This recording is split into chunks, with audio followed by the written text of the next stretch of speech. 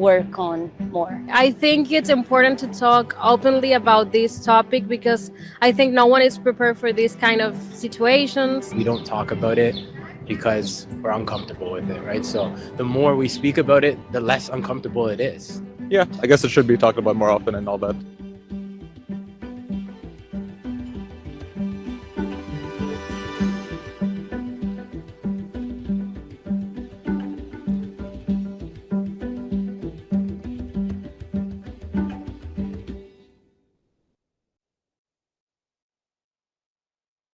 If a friend or family called you and they said they're thinking about suicide, what would you do?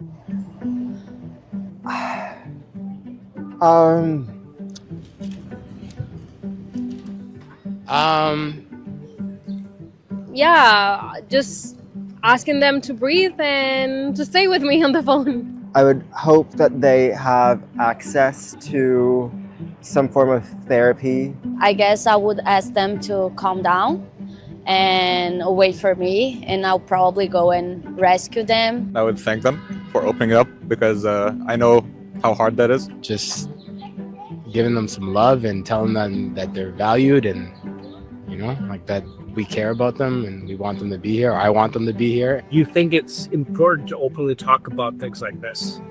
Yes. Yes, 100%.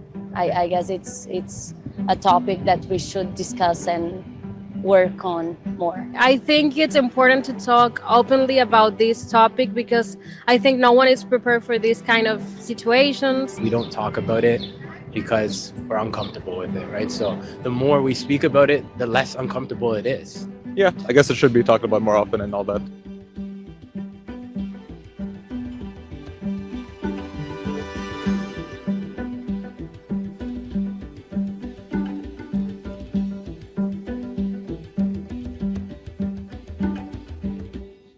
So I would like to play this for the last time before we kickstart, because of those people that just joined. If a friend or family called you and they said they're thinking about suicide, what would you do?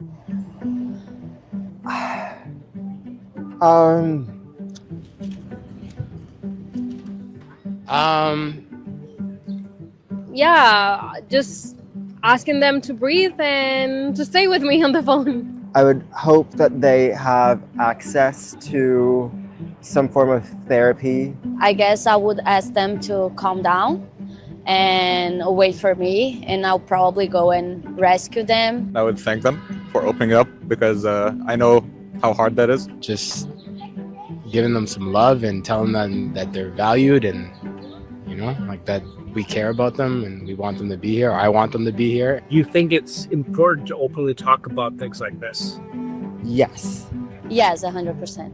I guess it's a topic that we should discuss and work on more. I think it's important to talk openly about this topic because I think no one is prepared for these kind of situations. We don't talk about it because we're uncomfortable with it, right? So the more we speak about it, the less uncomfortable it is. Yeah, I guess it should be talked about more often and all that.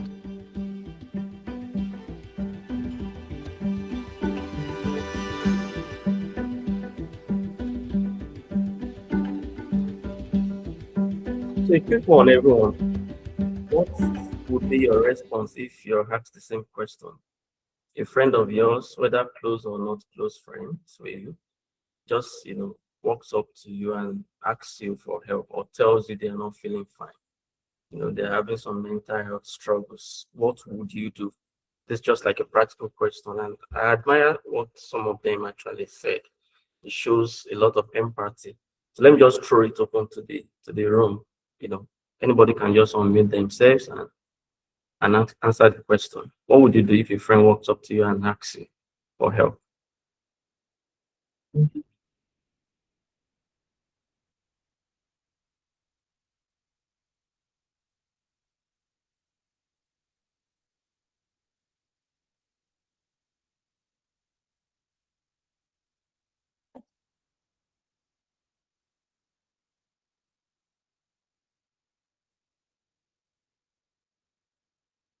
Okay, while people are getting their thoughts together. Yes, this is almost 10 minutes after 6, and I think this is the right time to just start. We have to wait for the other people to join us. So, guys, good evening. Good evening. This is Lucid Point Africa. I am excited to be here with everyone. It's a mental health community where what we do is we share, educational awareness about mental health. We teach coping skills, and we ensure that we create a community of support network for everyone. And guess what?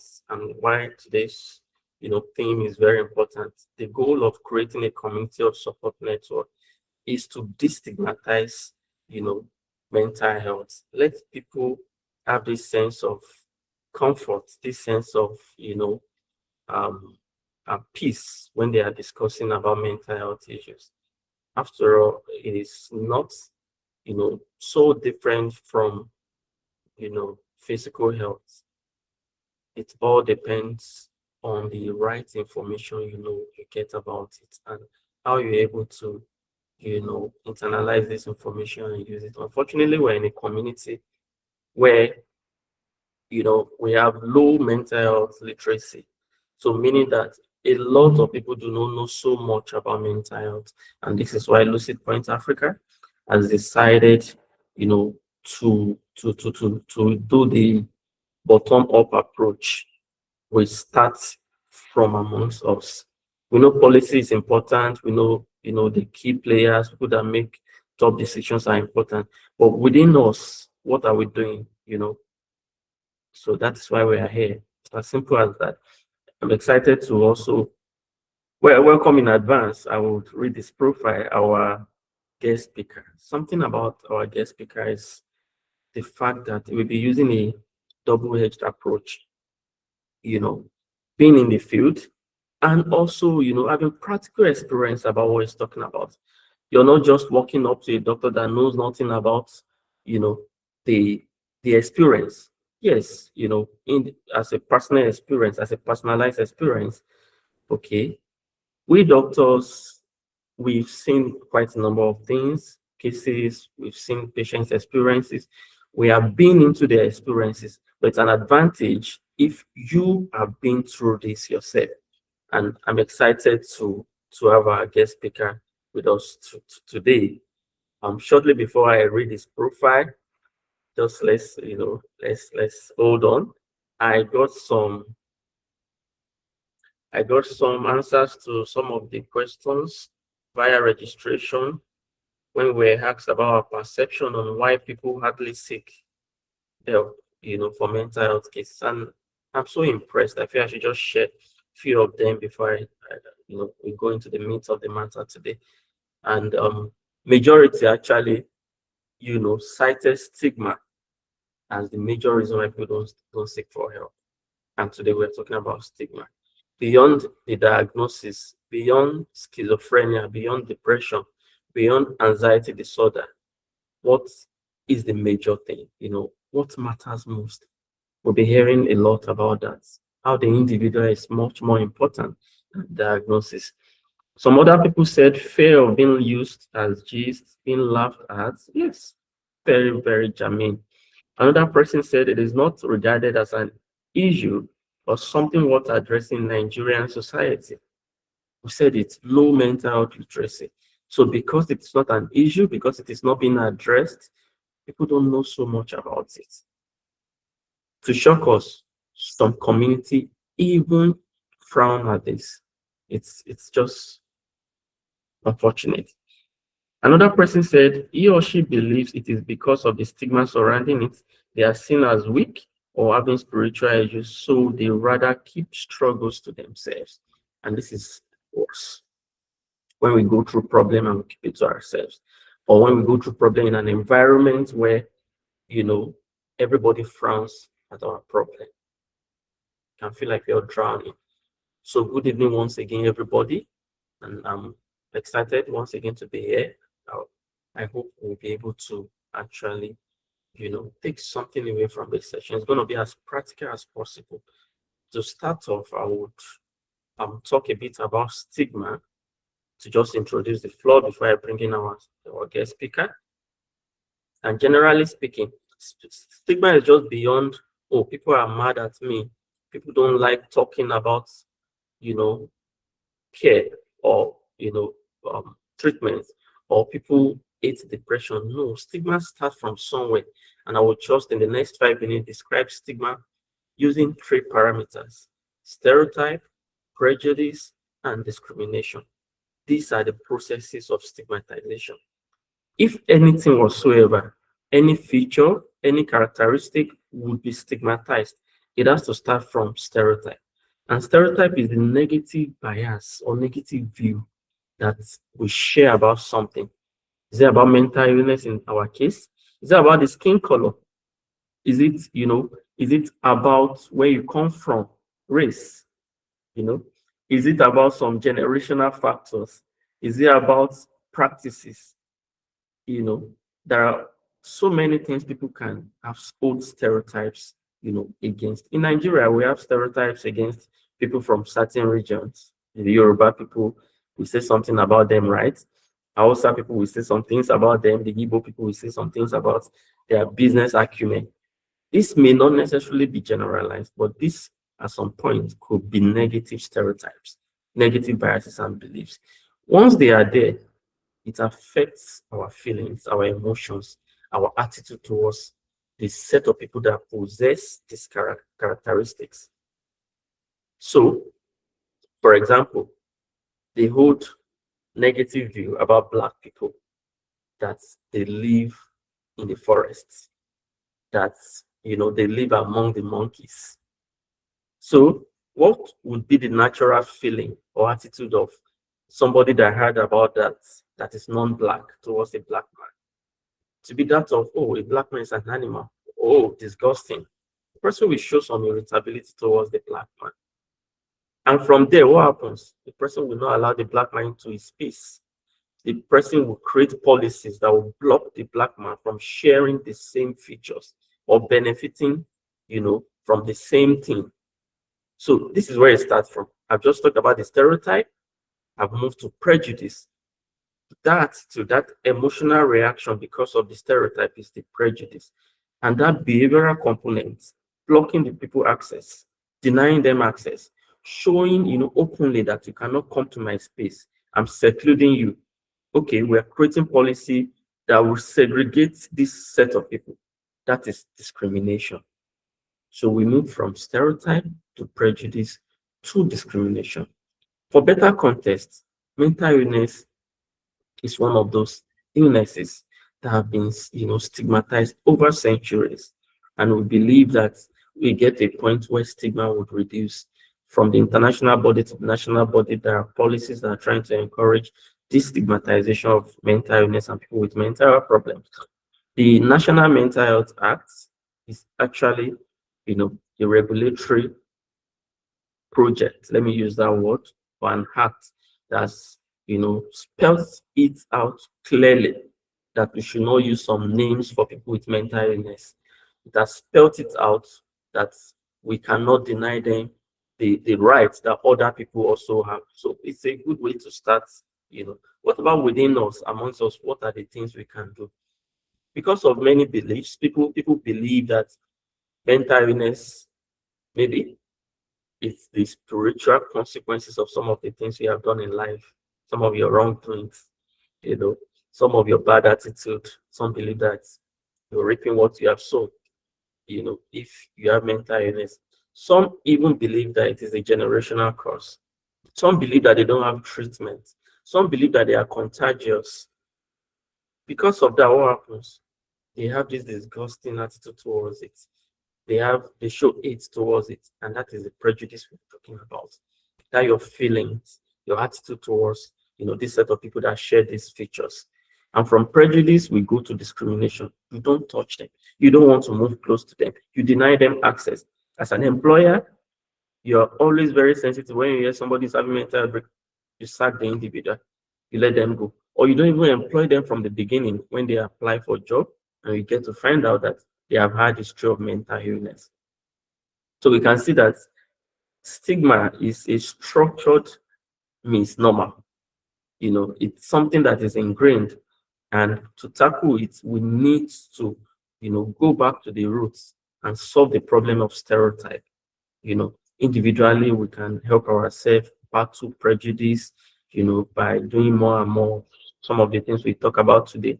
And discrimination, we can create policies to discourage discrimination. So having said this, introduced us to stigma, I would like to use this opportunity to read the profile of our guest speaker and then allow him take the floor.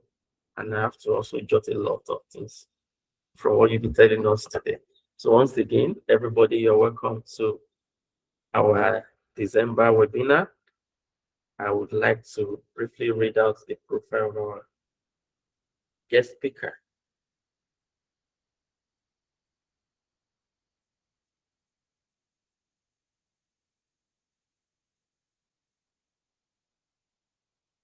So Mr. Olamide Adeleke is a qualified assessor in health and social care industry. He holds a bachelor's degree in chemistry and education from the Ekiti State University, Ado-Ekiti, Nigeria. As an assessor, he has trained and assessed over 200 adult learners in Nigeria and diaspora. He's passionate about advocating for mental and physical well-being, which was fueled by facilitating classes with adult learners. He's a devout Christian who loves children. He's married to his lovely wife, Ayoko, and blessed with children. Mr. Olamide Adeleke, I'm excited to have you here. I'm sure everybody is, can't wait to let you have the floor. Please have the floor. Thank you so much. Thank you so much, Dr. Ayo. Good to have you. Thank you so much for the invite. I appreciate it. Thank you. Yeah.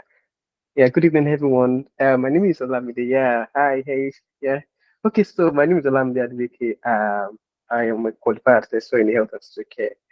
Just as Mr. Dr. Ayo, I just read out now the profile. All right. So Dr. Ayo has done justice to most of the things I wanted to say, which is fine. So I'll move straight to the point, so we don't get a repetition of what he has said. So I'll move from how to undo this. How can we handle it? So I'll just be going through my slide. I'm sorry, I don't know, I can't share, but let me just read. Let me read my what do you call it? My okay, let me. Can you share if I make you a co-host? Yeah, let me try. Yes, let's see how it goes. Let's see. Let me do that. I think some of us are more conversant with Zoom, right? Yes, that is what. So, I feel this is a simpler platform. Really? Okay. Well, if you say so, it's simpler. Well, I don't even know. I don't. Do you make? Have you made me an host? Yes, I've added you as co-host now. Okay, so let's see if I can. Just hear from there. Dr. Ayo, you know what? Let's just keep. I don't want to keep everyone bored. All right. So I'm trying to see where I'm going to press to share my screen, which is just quite difficult. So let me just go straight away to what I have. I don't want to bore anyone. All right. So let's just go straight away. Yeah. All right. So how do we handle it? Okay. Basically, stigmatization is real. People go through stigmatization, and then when they sense that they feel rejected, they feel left alone, they feel like you are not in your right mind. Yeah, it's actually real. So we need to ensure that we support people who are going through mental health. That is what the Lucid Point Africa is going through, us, that like supporting people. We are talking about it. You be open about whatever you're going through.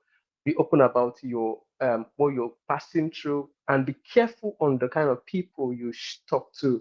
Basically, I would recommend you talking to medical professionals, and medical professionals that you can confide in. All right, and don't just keep it to yourself all alone. Be open about it. So let's see the points that I laid down while I was preparing for this presentation. In just 1 minute.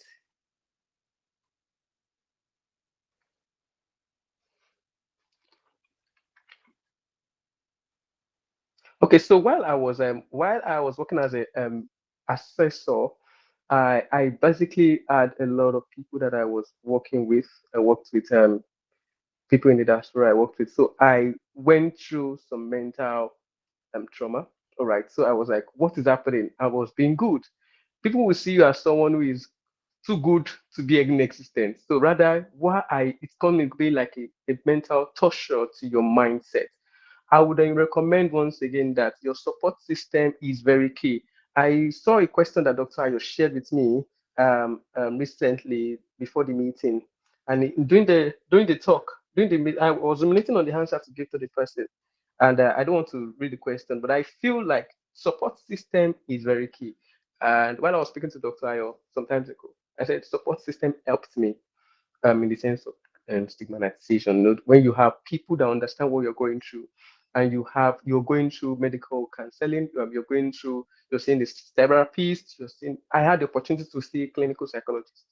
Yes, I went to see a clinical psychologist. So you shouldn't undermine or you shouldn't let them feel that they are not necessary or it's costly. You can still see some, affordable therapists that you can have a one-on-one talk with, so they can give you ideas on how to go about what you're passing through.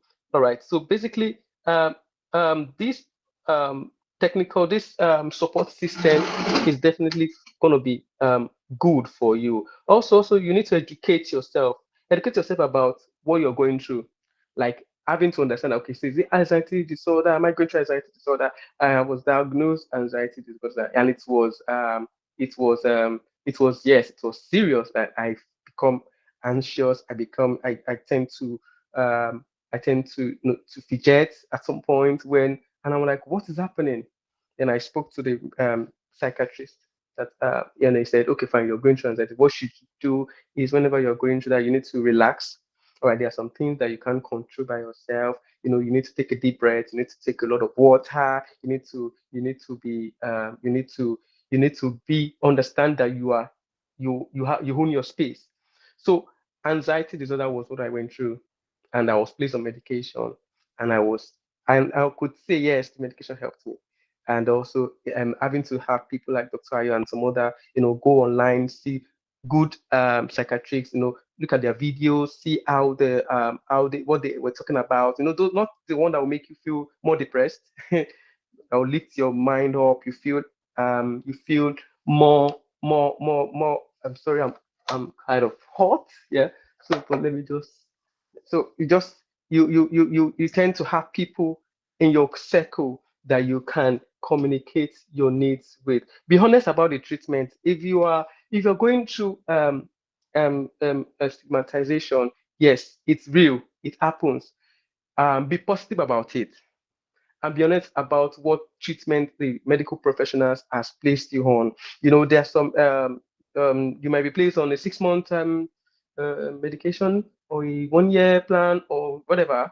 Be honest about it. Be faithful to it.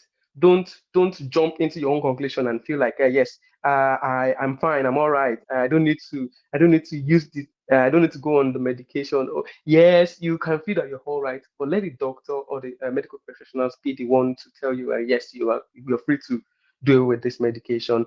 Be honest about your treatment and choose empowerment over shame. So that is what I have chosen. I've chosen to empower people, to speak to people like, okay, this is real. So many people go through this, and I look at finding opportunity just like this to take people that you need to be empowered. You need to know, identify your space. You need to know what fits you, what you can take in, that they don't make you feel less important, feel less than yourself. When you are empowered properly, you'll be able to dish out things to the public, to people around you. You'll be able to speak. You'll be able to see the crowd. You'll be able to do your work properly. You'll be able to do things at a high instance. So please be empowered. Then the shame, do away with the shame. See the positivity in this training like this, webinar like this. I could remember the last time and the first edition that was held. I think I felt lifted. I felt by Lucid Point Africa. I felt when I listened to the speakers, I was like, wow. So I'm not the only one. And the last edition too was just another experience for me. I say, okay, great, this is good. So when people speak and they've gone through and you see them, you're getting empowered. put your clock in into meetings like this, webinar like this, say one-on-one, with professionals, and let them give you what you need to overcome the state that you're going through. So also you need to show compassion. So virtually, let me say, every 90% of us, we are all going through one or thing or the other. So be compassionate about the person close to you. If you can't handle it yourself, you can just refer, so you don't get bothersome. You don't get yourself, overwhelmed with so many things. Okay, you're compassionate about people's needs. You're compassionate about what he or she's going through. You need to also be aware of lifting people's from their struggles, right? You might be in school, right, and you're like, oh, I can see a friend of mine going through some tough time. Find a way to be of help to the person. In a way, it's reciprocate. It comes back to you, and you feel like, yes, you have helped someone. You feel fulfilled. All right, you feel fulfilled that, yes, I've been able to help. If there's a need for you to refer, all right, you're showing a compassionate stand that, okay, fine, this person is going through something, and he can't handle it, but he needs support. You need to check up on him, right? You need to put a call through. I understand that we're in a digital world whereby we want our space at some point in time. We just want to be alone, but sometimes you just put a call through, or put a text, or a WhatsApp message, or a voice note, stuff like that, just to show compassion. That, okay, fine, what have you done today? Have you done this? Have you done that? Just in a way of showing compassion to people who are going through struggles like this, so they don't get all left all alone in their space, because it's another world entirely. They feel like, oh, they are saying things, or they are, from experience, I train people who care for people like that. So I tell them that you need to be compassionate, you need to be caring, you need to put yourself in their shoes, so they can feel that they can trust you. They can trust you for the care that you're about to give to them. So also, I'm also encouraging you, my listeners, please put yourself, if you have anyone going through this, do not push them aside.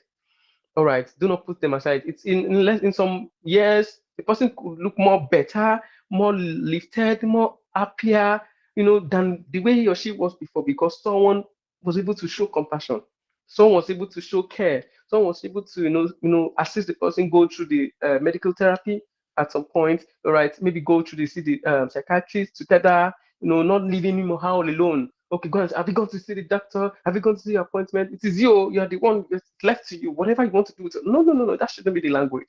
That goes to the point. Be conscious of the language you use. All right, because yes, yes, I understand. Some languages, it brings it pour out some experiences, some episodes for people going through mental health challenges. So please be conscious of the kind of language you use when you're speaking to people like this. They might feel like you're discriminating them. All right, like, they might feel that you're just giving them money, you're rejecting them. They don't have a say. They are not valuable. Their input is nothing. So please be conscious of the language you speak, because of the use of language, so you don't mar them. All right. The effect of stigmatization is, Dr. Ayo has said, it's stereotype, discriminations, prejudice, loss of self-esteem. And we had loss of self-esteem to it. I also has increased sex stress and anxiety. I would also add loss of hope and feelings of worthlessness, which I just talked about. When there's stigmatization, you feel make the person look worthless, that he or she's input is not regarded. All right, reluctant to seek help for or treatment. When he or she needs treatment, he or she's reluctant about it. He or she's not even encouraged. No one is even jeering the person to go for medical treatment, right? Or to see the doctor, or to go on therapy, to see the psychologist. This, I'm emphasizing on this because this really helped, right? It helped me. So it could be costly, but in a way, you could, speak to this clinical psychologist and say, what plan can I go through so I can play on instrumentals, if you need to see a clinical psychologist. If there's no need to see a clinical psychologist, fine, you can do along with your psychiatrist, and ensure that you go see, you see the psychiatrist at the time that you are expected to go to see the psychiatrist. All right, let me just, in conclusion, because we have short time and we have a lot of questions that we're going to be answering. So I hand over to Dr. Hayo. All right, in summary, your mental health should be your safe space. So I want to emphasize that please let your mental health be your safe space, is your safe space, and do not allow anyone dictate how you feel about yourself. All right, do not allow anyone dictate about your feelings. You should be able to express yourself. All right. All right. So yes, when I was going through those episodes, sometimes it lasts for like 2 weeks. I spoke to Dr. about it. It lasts for 2 weeks, sometimes maybe a month. It will be very, very dramatic. Right. So I don't hear sounds. I don't hear sounds. I don't see, I don't hear sounds. But you're like, what's happening? Am I the only one? But I was like, oh, it comes. I was able to speak out. I was able to speak express myself to my support system. All right, that this is what I'm going through, and thankfully I got help. I got help from a professional, and then I went through, counseling, as I have just said earlier. So we are on a mission to fight stigmatization. So what Lucid Point Africa, which I key into and I appreciate, we might still be very, very young. We're still maybe still very at a very initial stage, but it's going to grow to a point where we're going to go on it like go walk, like do this, like say no to stigmatization. We are going to fight it because choosing to live an empowered life, I'm emphasizing on that empowered life. Whatever thing you need to do to empower your mental health status. I was ruminating while I saw this question, like, okay, fine, what helped me? I sometimes if you need to go to go to parks, conservation centers, or you need to do some forest baiting, or you need to just see nature. Those also helped. All right, those helped, and I will not overemphasize. It's not this support system is also a key thing. All right, and you have to get yourself empowered. If you like children like me, and you like to see children around you, it gives you so much joy. You empower yourself. Yes, it's a way of empowering yourself because you choose it. Or is it cooking? You like cooking? Do something that you love, that will make you happy. You feel not overjoyous, not you understand, just in a way that you can it won't be an excess. All right, you don't put yourself in excess, right?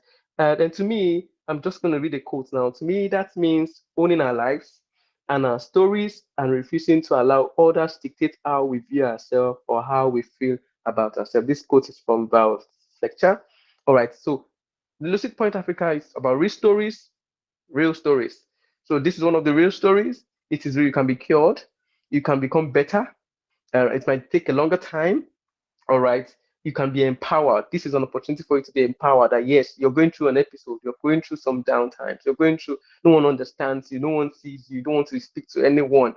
Yes, it happened. Yes, it happened. You don't want to speak to anybody on phone, you don't want to chat to anybody for like weeks. Say, I'm just comfortable, let me just be.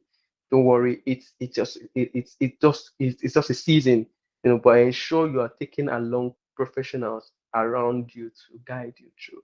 All right, so I would say thank you. That's just my short presentation about how to fight stigmatization, and I'll hand over to Dr. Ayo.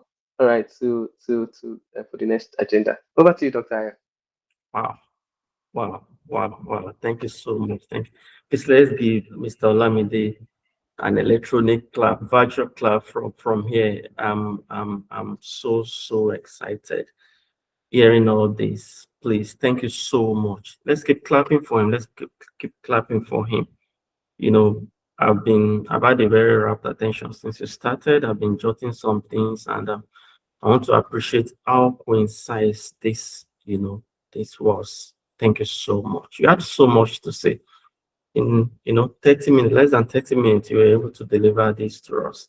I really appreciate it. I was sharing questions, with time.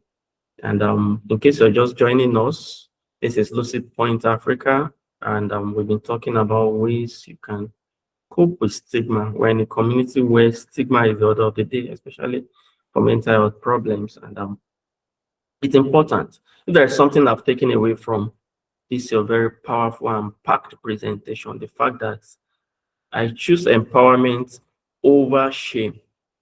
You said it, and it got stuck. This will not leave my head. I choose empowerment over shame. So, looking at this really is a very powerful statement. That means your destiny is actually in your hand. Whatever you're going through, whatever challenge, it may not even be a mental challenge. You can choose empowerment over shame, because shame would not even let you seek help. So thank you so much, Mr. Olamide, for this. And I was going through what I jotted from your presentation, and another thing I feel that people do a lot is, expressing emotions in an intense way.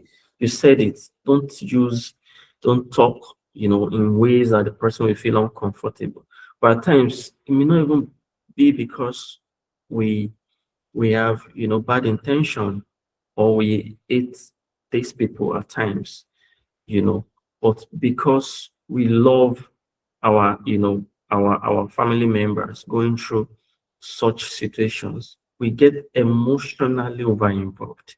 And at every point in time, we ask people with mental illness, have you used the medication? It's as if this thing is coming back. Ah, why did you shout in that way now? Is it coming back? These are things that we should not say to a patient with mental health problem. Bearing it in mind that this is just a phase of illness, the person would get out of this phase. So why get emotionally involved? We need to just consciously do this. At times it comes unconsciously. Also, let's avoid critical comments.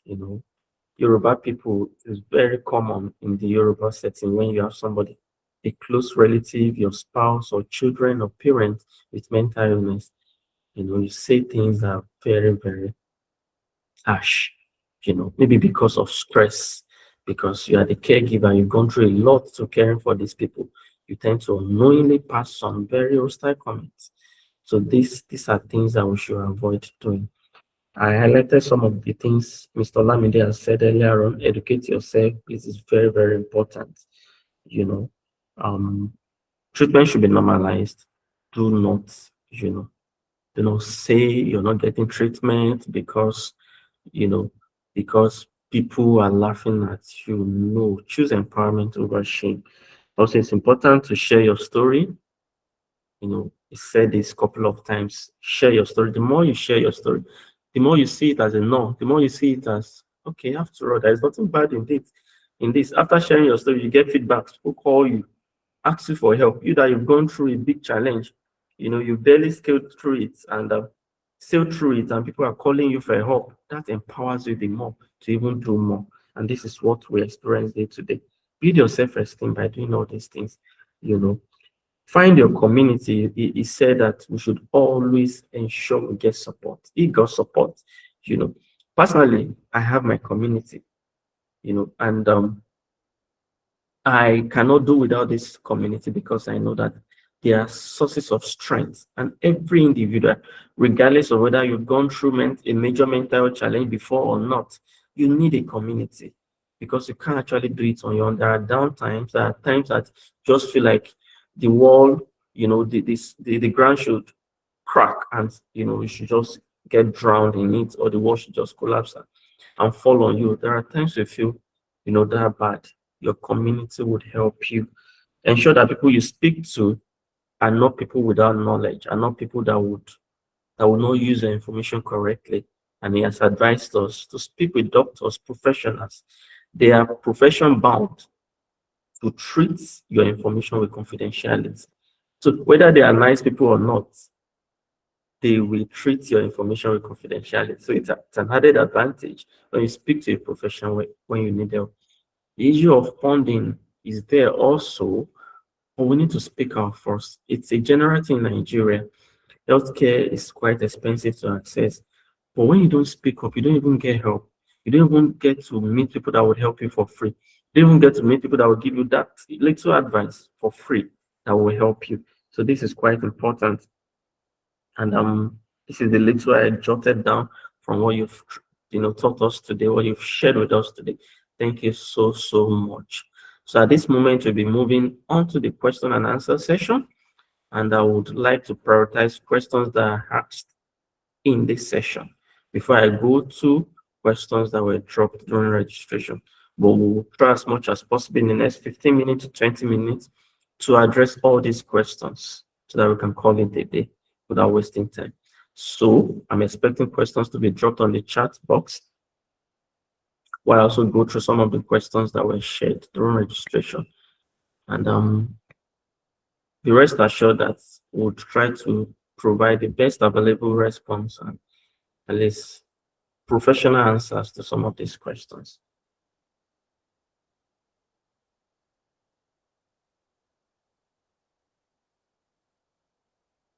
Mr. Lamide, are we set? Yes, sir. Yes, sir. Okay, Yes. so while we wait for people live with us to drop their own questions on the chat box, let me start with some of the questions I have listed from the registration. As a student who is passionate about mental health, in what way can we lend our voice to help break the stigma surrounding mental health?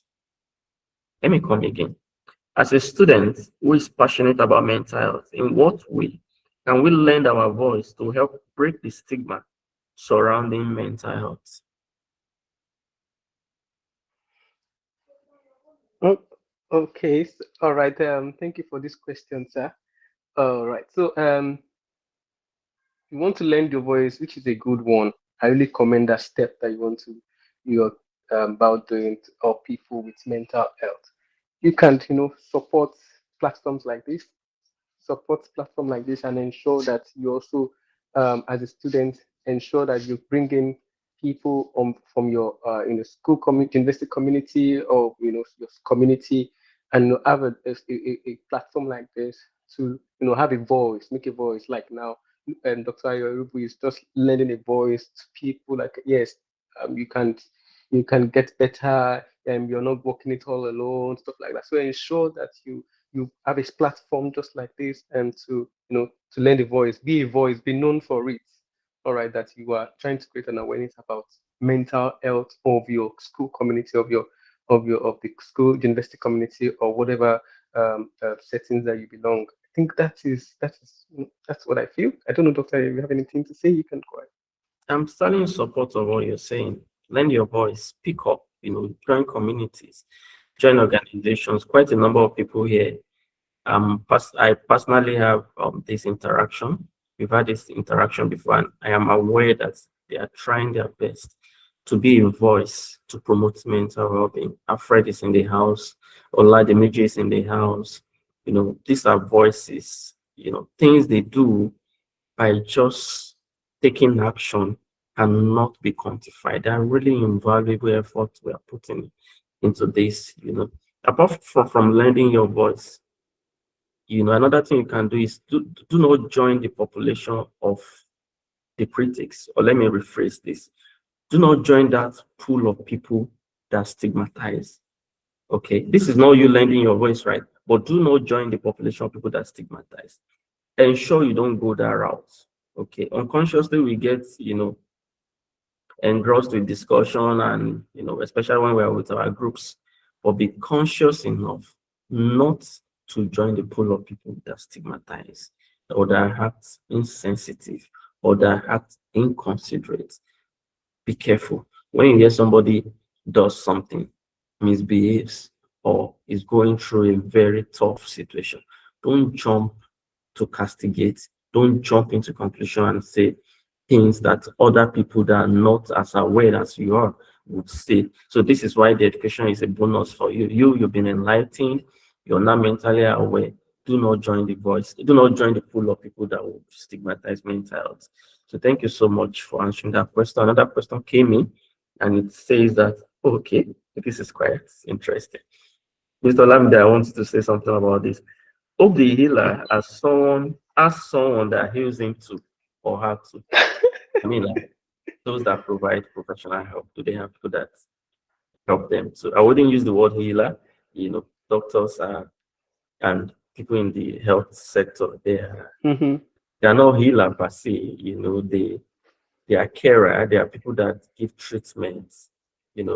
We only provide our own help. God heals. That's our slogan. So please, what do you have to say about that? Okay. Thank you so much, Dr. Ayo. So let's go to the aspect of in the medical aspect. Yes, the doctors are going through a lot. All right, so they need someone to they need to be healed. They need to be pacified. They need to be celebrated and supported for what they do, because they're going to go through so many things, so many issues, so many things that either making treatment or you're administering care or providing professional advice. They get to sink into some stories that but the only way they can get healed as doctors is just a way to also keep have a way to reflect on themselves. Okay, am I doing well? Am I impacting? All right, and they can get this inner joy that, okay, yes, I think I'm doing well. I think I am, yeah, I think I'm better. Okay, I think I need to work more on myself. All right, because it comes from the inside. Okay, it comes from the inside, and they feel like, yes, okay, I'm doing well. I'm making impact. All right. Yes, let me now go down to spiritual aspect. Yes, God is the healer. Yes, God is the healer. So we all look up to God, okay, to heal, okay, heal those people who are going through mental health issues, and also doctors, anybody. They need to. We also look up to God, all right, to heal us. It's very, very, it's possible. It's a healer, and it does heal. The healers. He does heal the doctors. He heals everyone. All right, doctor. Did I make it justice in a way? Yes. As doctors, you're not immune to having problems, whether minor or major. I think there was an occasion where I actually walked up to a more senior colleague and spoke like a patient. At that moment, I was a patient. You know, there are phases in life that we get so overwhelmed. If you do not speak up, you're not likely gonna get help. And you're not likely going to learn how to cope in case those phases come back in life. And you may not predict how intense they will be when they come back again. So this is why it's not about I'm a strong person. It's not about I have a strong background. It's not about I don't have family history of mental illness. No, it is about you learning how to cope with phases in life, stresses of life. That's part of mental well-being. And I have a couple of clients that are medical doctors. I want to shock you. I have a client that is a psychiatrist. Okay, so we are not special. Okay, what we're just doing is we are lending our professional skills, experience to help people going through problem. So that means we can also go through problem. That was a patient that I got to. He used to be a good friend. Well, he used to be a friend, and he had a major break in them, major mental illness, and it was so severe, the severe form, and to cope with what was difficult. He had a lot of challenges, and in fact, at some points, the problem was too much. The case was becoming what we call like a treatment resistance. I mean, after treating for a while, for a while, patient was not responding. It was a big problem for us because he is one of us and we're not able to help. So at some point, when I administered electroconvulsive therapy is like an electrical therapy that would apply to help people relieve symptoms, whether because the symptoms are severe, too severe, or because we want rapid resolution of the symptoms. And at this moment, I felt like I was the person receiving the treatment. I saw myself in him. I was too, how do I put it now? I became vicariously traumatized. I don't know if we're familiar with the word vicarious or with the term vicarious trauma. This is what many mental health professionals face when they are managing patients. At some point, you get too engrossed in it. It's as if you're in the person and you're feeling what the person is feeling. Are you telling me that at that point you don't want to seek help? You should seek help so that you don't break down yourself. So, it can be as bad as, a doctor or a nurse or somebody, trying to offer treatment. It can be as bad as such individual also breaking down because of that. So it sounds funny as a question, but it's really, really, it's an important question to ask. Another question says, can someone be cured totally of mental health disease? I would rephrase that: mental health problems or mental illness. Yeah, doctor. Yeah, yes, it is possible, but it could take a long time. It could take a long time. For me, the whole process all started down in 2020 during the pandemic. There was so much that was going on in the world. I mean, yeah, so it's really deep down into my mental health. But thankfully, the process of uh, seeing the medical professionals and also having good people around me, support system around me, helped me. And though currently I'm still on medication, and which doctor wears aware, but it's not really as the way it was. You can be cured. I've been able to, manage it with, some having to understand myself, having to, having to educate myself in a way. And I'm not the way I used to be 5 years ago now. Okay. Okay. You can see that there's been a progress in a way. So you can be cured. You can be cured. It is possible. There's nothing that's not possible. All right. Thank you very much. I love your attitude towards this question. Okay. In the field of practice, we would say mental health problems, many of them, maybe not all of them, many of them are chronic illnesses, just like hypertension, diabetes, that you have to manage stringently. You know why? There are many factors that contribute to somebody developing mental illness. Why genetics is there, you're also in an environment where you face stress day to day. Every single day you are exposed to things that can break you down. You hear stories that can be so devastating. You meet people that can, things that are really loaded with stress. And this is the reason why we don't just say that go and take your malaria pills, just like in malaria. Go and take your anti-malaria pill and feel and sit back and relax. Nothing will happen again. We don't say it categorically. It is not malaria. It is something that is affected by many factors. And we have to continually address these factors to remain stable.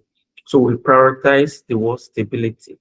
There are people that after a period of time, we can actually discontinue their medication use, which we call drug holiday.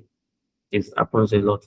There are those that we feel like, oh, this person is constantly exposed to pressure, to stress. If this person stops medication, this person may not cope well with life. For such individual, we use the lowest available dose or optimal dose that will keep the person stable. That is different from you can be cured. You have been cured. Forget about helping yourself not to break down again. So that's why I'm trying to rephrase that term. It's a very positive attitude towards mental illness, believing there is cure just because there are treatments for it. So the most important thing is that it is very, very treatable. We've had patient cases that after the first episode, they never had any other episode again. So they were cured actually in the literal sense. Okay. We've had cases that, what the problem was because they were schooling.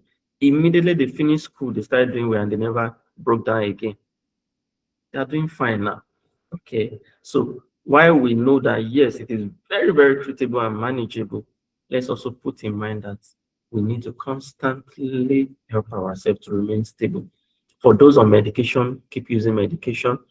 For those going through stresses, because there are some things that maintain illness, for example, unemployment, marital problem, terrible family background, maladaptive, growing up, things like that, things that you cannot help yourself, dealing with them, or situations where you cannot remove yourself from them.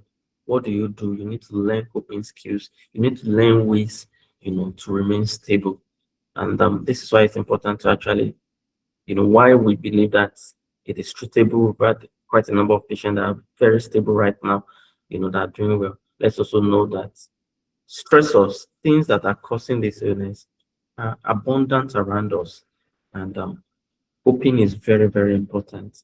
I don't know if we are satisfied with our responses, but in case somebody else wants to clarify in the house, please, if you're on this call and you want to clarify, please feel free to ask this question and clarify which aspects of this question was not answered well. Mr. Lamide, there's a question on the chat box. Okay. Yes. How would you respond to someone if they called you and told you that they want to take their life? Hmm. Yeah, that's a good question You because work in the social sector, the social work department. yeah. So please, go ahead. Okay. Like this video, I will refer to the video which you share. Can you just replay it again so to just be like a reflection? Yeah. It's just about a minute video. It's all right. If a friend or family called you and they said they're thinking about suicide, what would you do?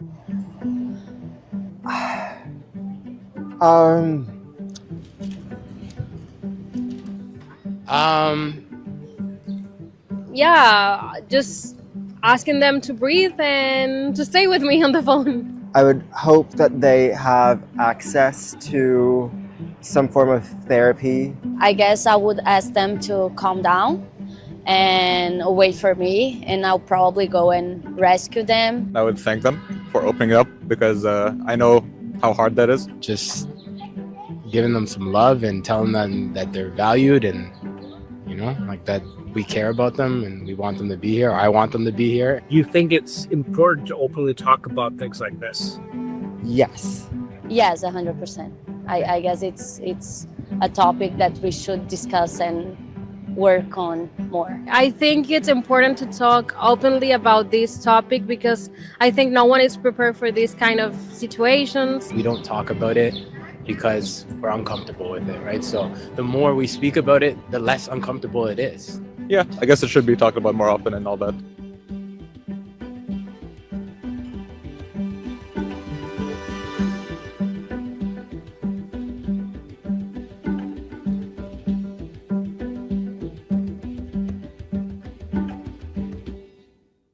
All right. Oh, sharp.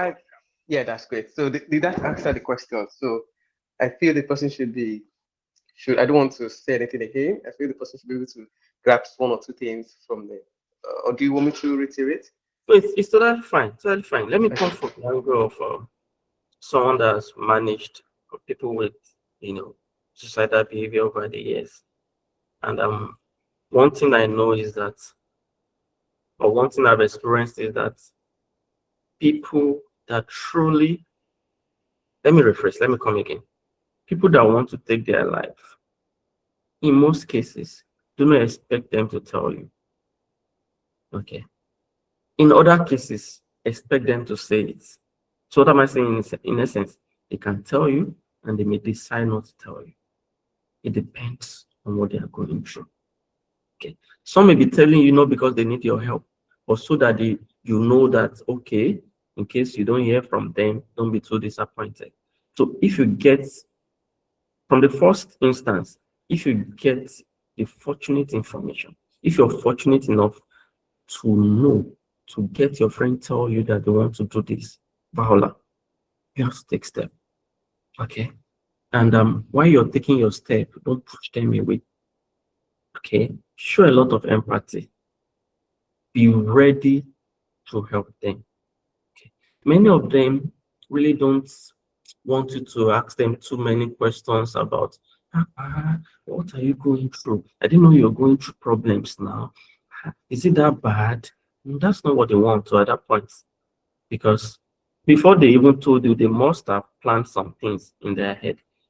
But just be there as a support. Okay. Let them invite you into the discussion. Do you mind sharing what you are going through with me? Okay. How do you think I can help you? Okay. I may not be able to, if it is financial problem, I may not be able to actually help you with that, with the money you're looking for. But how can I help you at this moment in time? I'm sorry you're going through this. please let me know how I can help you. It is not easy. Even if you have gone through the problem before, please never tell them that, ah, I've gone through this before, you will get over it. It's just a matter of time. Never say that. Never also tell them that when I went through this in 2025, well, it was God. Don't say things like that, because they are really not interested in your experience at that moment in time. They just want that feeling that somebody is there to support them. They're already losing the energy to continue living.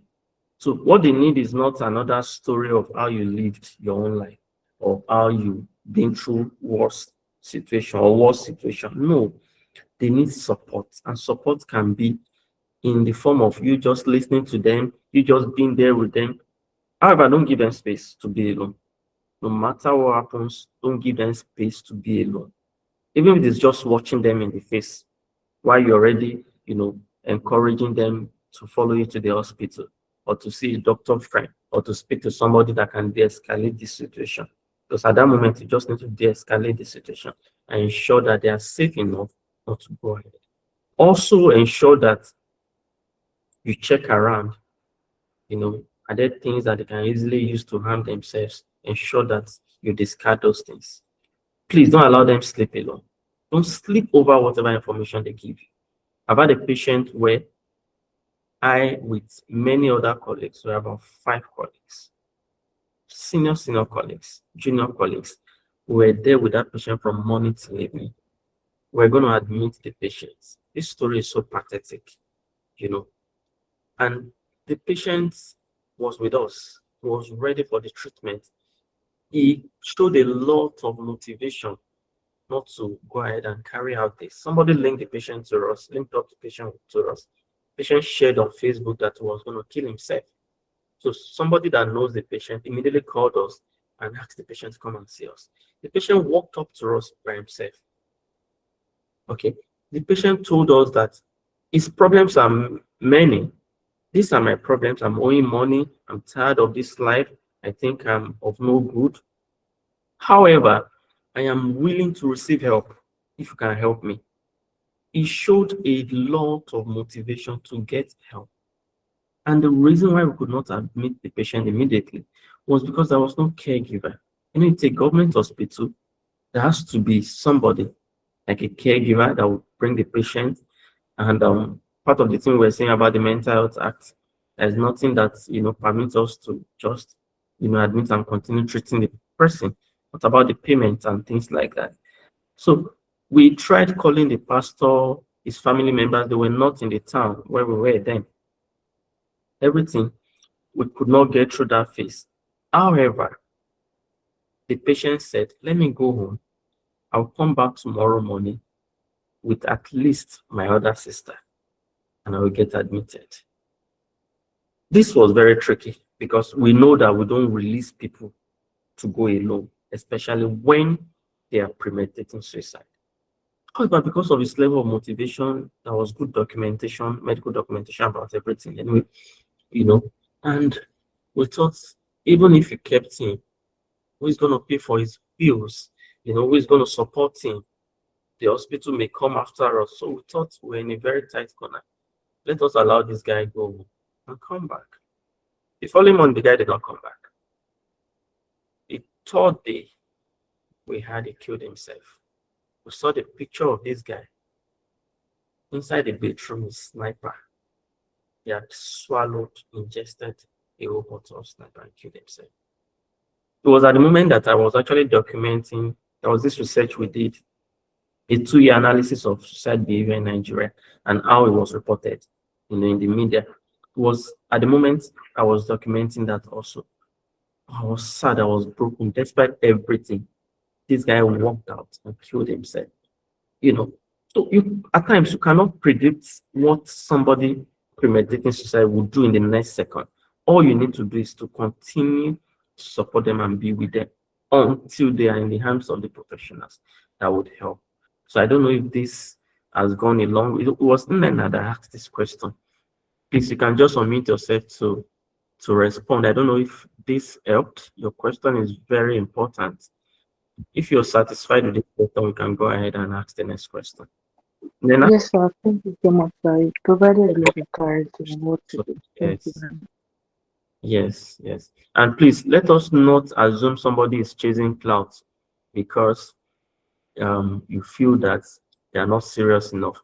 Anybody that ever utters the word, I am tired of this life, I want to commit suicide, whether they are a child, they are children, or they are adult, please take them seriously. For people joking, they can also make mistake. We've had the case of somebody that just used it to threaten the parents, and at that moment, he couldn't even explain what he did. He just went ahead and carried out the act. The person suffered for almost 1 week in the hospital before he eventually died. And during the process, while he was suffering, he regretted everything. It's like, I didn't know I get to do it. I got to do it. So these are the things, these are the possibilities. But once somebody says things like, I'm tired of this life, I want to, end it all, I want to do this, I want to, please, let's take it up. Let's take it up. Let's close mark them, let's follow them up. Another question here says, how do we help patients separate their personal identity from their mental diagnosis, especially for patients that are victims of self-stigma? I will go ahead and answer this question. It's quite a clinical question. This was asked by Fulfillment Dolagade. This question is very, very important also. How do we help patients separate their personal identity from mental diagnosis? I believe you're trying to say for patients that self-stigmatize themselves, how do we help them to let them know that their person, their identity, is different from their diagnosis? Educate them. Let them know that this is just an illness, just like hypertension, like you said earlier. Okay, even though many of the mental health illnesses are chronic in nature. Okay, now that it is an illness, does it mean that their life or their lives are permanently, how do I put it now, around this illness? Not necessarily. Okay, so let them know that they are just going through this illness that needs medical attention. It is not in any way the same thing as the person they have. It is not in any way the same thing as who they are. It does not undermine their ability as an individual. I just said we have medical doctors that have had serious and severe mental health conditions. Okay, we have lawyers that have been managed for mental illnesses, politicians that have been managed for mental illness. Let them know that these are two different things. Just like when you are going through other medical conditions, anybody can go through other medical conditions. Okay. Number two, don't let them describe themselves using the illness. I am depressed. I am a depressed patient. I wouldn't encourage that. Rather, I have depression. You have depression means you can deal with it. Okay. But because of that, you shouldn't use that illness as adjective to qualify yourself. You're not a depressed person. Okay. This carries a lot of weight actually. You're not schizophrenic. Schizophrenia is a severe mental disorder. Because you're having schizophrenia doesn't mean you're schizophrenic. No, you have schizophrenia. These are choices of word that we should choose. You have schizophrenia, you're not a schizophrenic person, and you are not schizophrenic. What about anxiety? I am going through bouts of anxiety. I have anxiety symptoms, or I have anxiety disorder. These are ways they can encourage themselves to promote or to destigmatize themselves. And that way, you're promoting self-esteem. You're separating your identity from your illness, to just stigmatize the illness and also promote self-affirmation. In fact, the clinical psychologists will call something self-affirmation. This is positive direction of statement towards yourself, and it has a long way in helping you reduce self-stigma. Okay. I don't know if there are other examples I can cite. We can keep citing examples of mental health conditions, but in no way should you, you know, qualify yourself because of the illness you're going through. Because you will not do it if you have other medical condition. Okay. Also, people should not qualify patients with mental illness with their illness. It is a no-no. Don't say the patient is a psychotic patient. Don't say your friend is, a schizophrenic patient. No, don't say that. Don't say things like that. He has psychosis. Okay. He is having symptoms of psychosis. These are better ways to speak to them or to address them. And over time, their brain would get used to separating their identity, their self-esteem, their worth from their illness. So this is my own little response to this question. Fulfillment, if you're satisfied, just unmute yourself and say yes or thumbs up. Oh, thank you, sir. It's fine. Satisfied, sir. You're welcome. Okay, we're still awaiting more questions. We should be finishing. We should be ending this in the next. This is 15 minutes past 7. We should end this in the next 5-10 minutes. Okay. The other questions we got from registration include. Okay, Mr. Lamide, how can I tell the difference between feeling genuinely burnt out or overwhelmed and just, oh, sorry, this is another question. What is the most common mental health issue you see among young people? I would like you to answer this from your own perspective. Okay. Then Okay. it has other questions, or should we handle them one at a time? Yes, let's just undo it one at a time. All right. What is Yeah. the what is the most common mental health issue you see among young people? Okay, among younger people, among people, let me say younger adults or adults, the common one that I see is basically this about low self-esteem, feeling like you are not good enough, discrimination. It really happens, among young people that I have met. Discriminations, they feel their voice is not heard, Yeah. and yeah, so that's one of those things that I feel happen. But I think it's voices of younger people are being heard now, but that is what still a decadence. It's still what is really happening. It's discrimination. Shut up! What are you saying? Is what you're saying? Is it real? You're not saying that's not that. Shut them out. Shut them out from Yeah. speaking. So that's Yeah, these are very common complaints that we have. I totally agree with you. These are general complaints, very common complaints. Okay. As a physician, the commonest diagnosis from experience and from studies, from scientific studies, commonest include depression and anxiety. Depression and anxiety are quite common. Okay, and anyway, you still get to hear that they are the commonest mental disorders that we have around. Okay, because of time, we may not go ahead to talk about what depression is in details or what anxiety disorder is in detail. What practical steps can someone take if they feel overwhelmed but cannot afford therapy?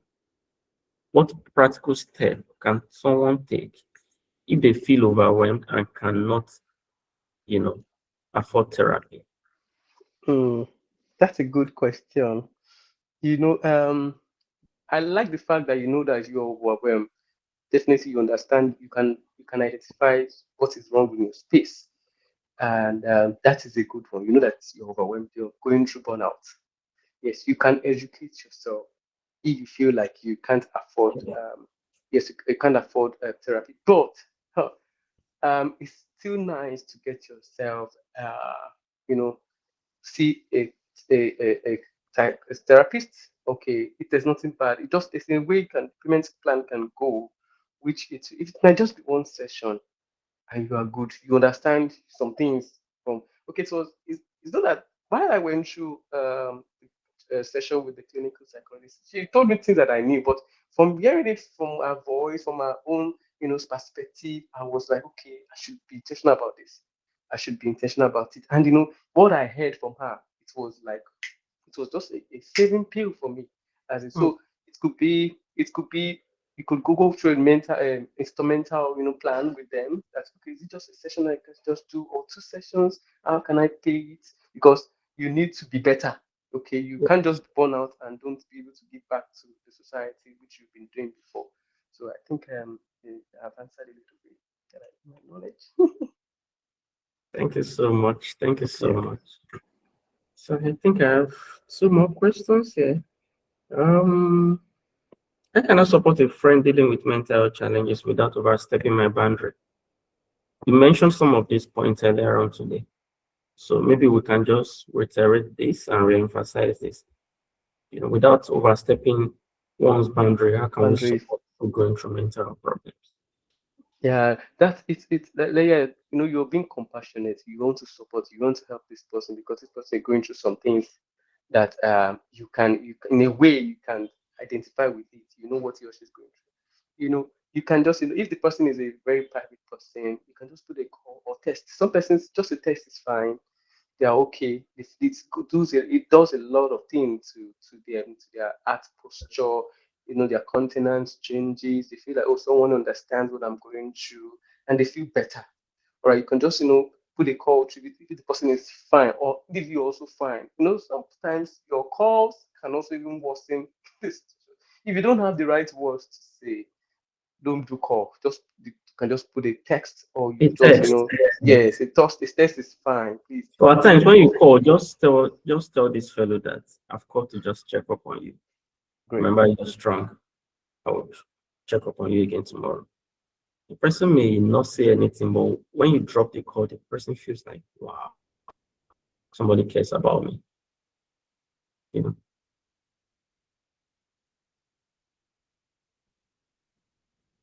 Great, sir. Great, doctor.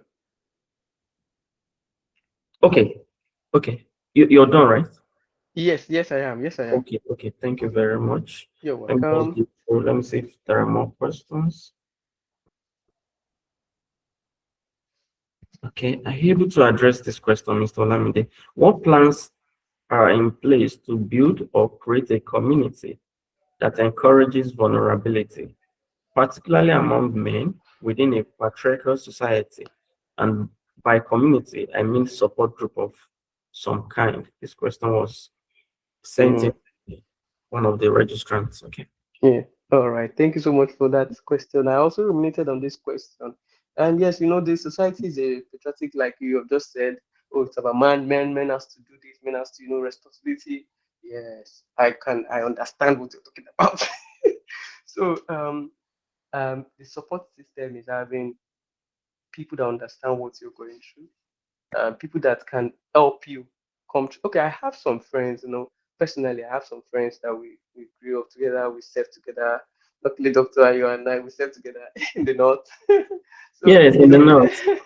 that's about 11 years ago. Yeah, thereabout. So it's a I way, yeah, 15. it's 2015 thereabout. Yes. So anyway, he is a medical doctor, and there's a way we're able to interact with ourselves. And having to meet him now, it's also a way to have a way to help my mental health status in a way. So having to have the right people around you, friends, it's a way to help you and during those and support system, because yes, we know this is, you have to provide for your family. Yes, you can't just be idle. You have to meet your needs, you have to meet your family's needs, you have to progress, you have to market your business or whatever you're doing. You have to, but you need to have some people that you just say what is going through, just tell them this is what I'm passing through. I have one or two of them that I talk to, that I feel I might be very very high, but when I have someone I talk to, this is what I'm going through. All right, and it's a way it's lifted me up. So that is what I want to encourage. I want to people that understand your journey and how they can help you, see the right words. They will definitely say the right word and bring you up. Yeah, that's it. Thank you. And the I hope we get to that point where we say that men are not special. In fact, feminists will tell us that women can do anything a man can do. But then, yes, on a lighter note, but truly speaking, in terms of our makeup, we are not special. Men are not special. It's a society that has made us feel like, we are stronger gender, which is not helping us. The earlier we start, speaking of, the better actually. And in fact, it is, high time we started speaking up right now. Otherwise, our mental health is at stake. While the women or the other genders are getting privileges, benefits, we will not get to. There are NGOs now that are focused on the well-being of women. But because we are not speaking up, they are not focusing on us. So it is time we started talking about this. Create community to support men. Speak more about it. When you're with your friends, I know we are guys, we are used to talking about football alone, politics. We hardly talk about how, you know, we are going through stress at work. We hardly talk about the challenges of marriage, challenges of, kids, challenges of, navigating with new job and things like that. We can start talking about that when we are together. That is not childish. That is not, petty. That is not for women. It is not women talk. It is not little talk. It is important talk. When we are together, it's not just about football. It's not just about things that look hard. Let's talk about our mental health. So let's share the way we've been coping. Let us help people with our stories and our experience. I think, just like you have said, these are ways that we can help men in this patriarchal society. Unfortunately, we can't take away the patriarchal system right now. It's deeply ingrained. With more education and awareness, things will change over time. But because we are in this society, how do we, cope within this setting? There are quite a number of societies all over the world that operate the patriarchal system. So it's deeply ingrained in our culture. And our culture is our culture. We may not be able to change our culture, but we can adjust and educate people, on the right way to practice our way of life. So the question is very, very important. And lastly, here, before we call it a day, this person says,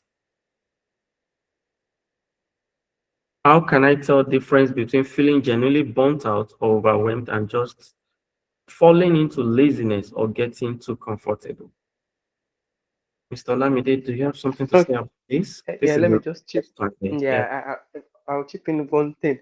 Um, being overwhelmed. Um, it's like let me join into what I just said earlier. For you being overwhelmed, it's a good one that you're overwhelmed. It's you can understand what is happening in your space, right? So now, I want to, Mr. Dr. Hayo, please return to what is the second question, of the connection with the question again, because I just lost Yes, my train. comparing laziness.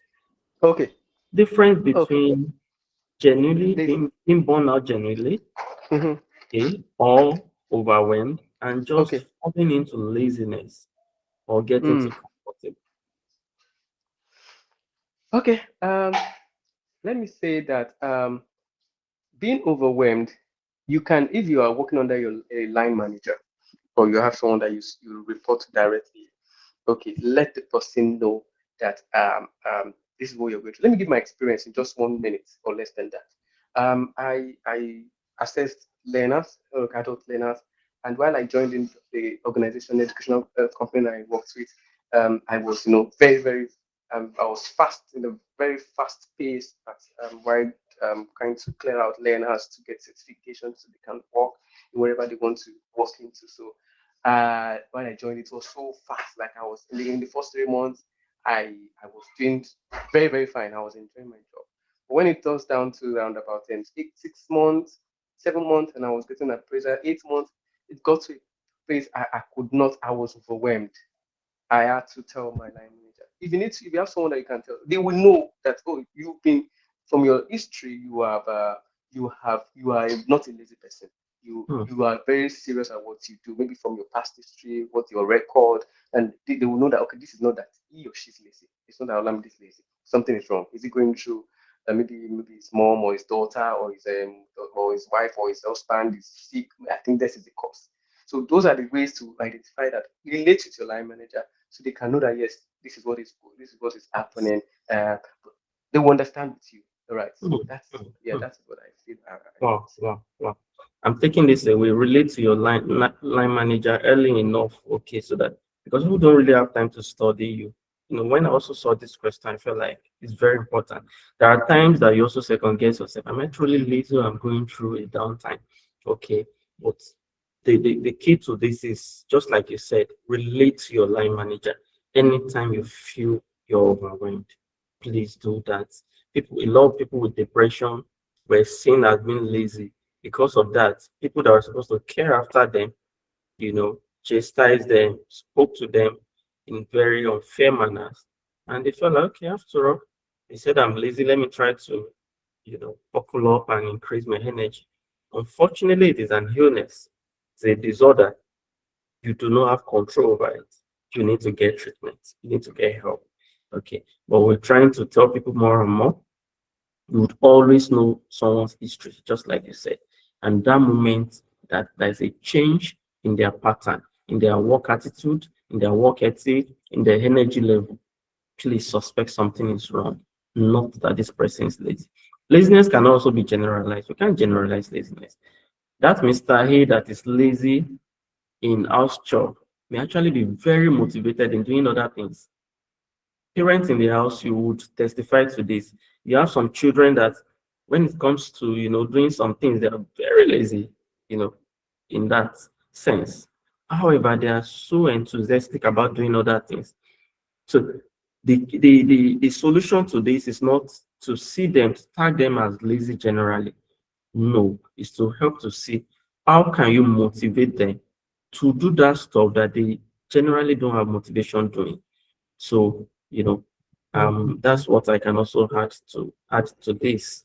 It's been a wonderful 1.5 hours talking about how to reduce stigma. I appreciate everybody for joining us. Personally, I love the fact that this is it's an in-house thing, and we were able to address many of the questions that were sent in. With the help of Mr. Olamide, I am extremely grateful. Don't know how much of gratitude I have towards this today. I am extremely grateful, and I pray that God will reward you, beyond your expectation. Every other person here, I am happy you're here, and I'm grateful to you guys for joining us also. And if we are going through challenges, please let us develop the habit of speaking to people. Let's develop the habit of seeing ourselves as we are vulnerable, or we can be vulnerable. It's good to step up to occasion, to be strong at times, really. When we feel vulnerable, let's seek for help so that we can be stronger. In the absence of any other question, I want to close the curtain to today's discussion and wish us a beautiful day. Let's enjoy the rest of our day. And till we see you again next month, when we'll be having this kind of meeting, please stay safe right now. And let's continue to stay mentally aware. Bye-bye, guys. Bye. Bye. Bye. Thank you, sir. Bye-bye, sir. Thank you so much.